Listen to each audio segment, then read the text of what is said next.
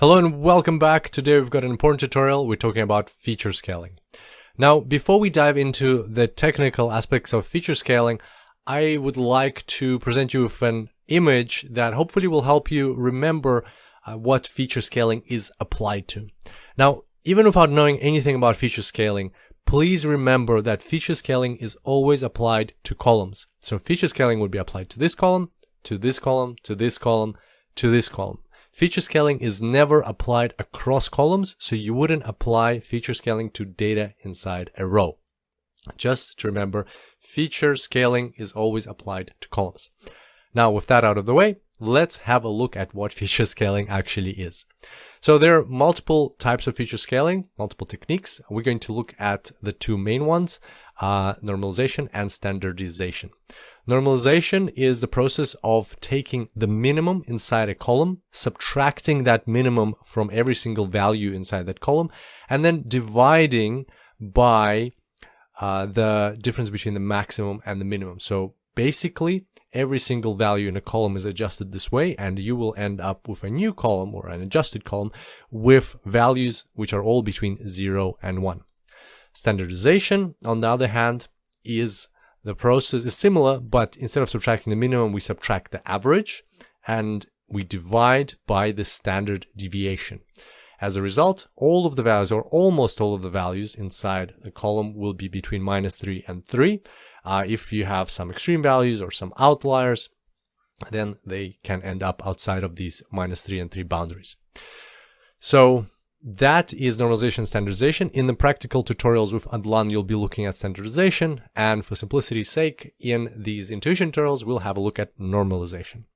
So let's imagine we have a data set where we have two columns, annual income of a person and their age. Just a simple data set with those two columns, and again, for simplicity's sake, we're only going to have 3 rows. We're going to have a blue person, a purple person, and a red person.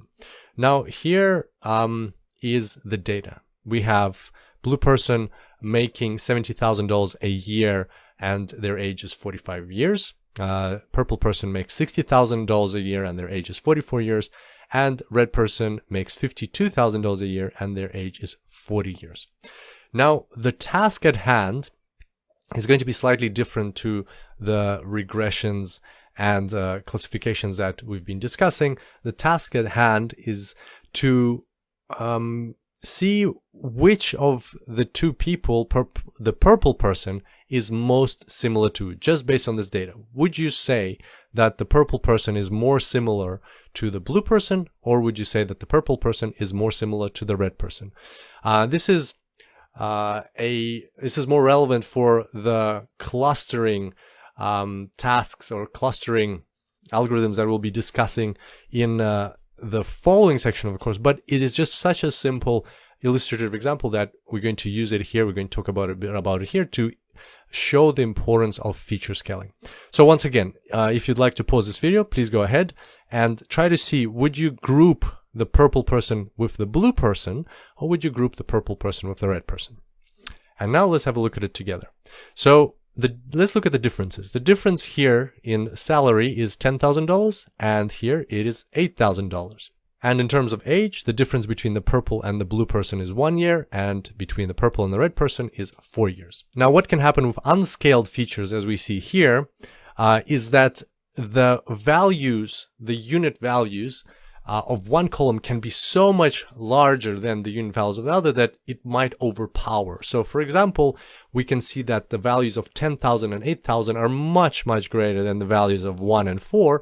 So we might make the erroneous conclusion that, okay, we're going to ignore values 1 and 4 because those are such small differences compared to 10,000 and 8,000. We're going to focus on these large of magnitude numbers, 10,000 and 8,000, and out of them, we'll say that the purple person is clearly closer to the red person because that value is 8,000. It's $2,000 less, or 2,000 units less than the difference between the purple and the blue person, and as a result, we would group the purple person with the red person.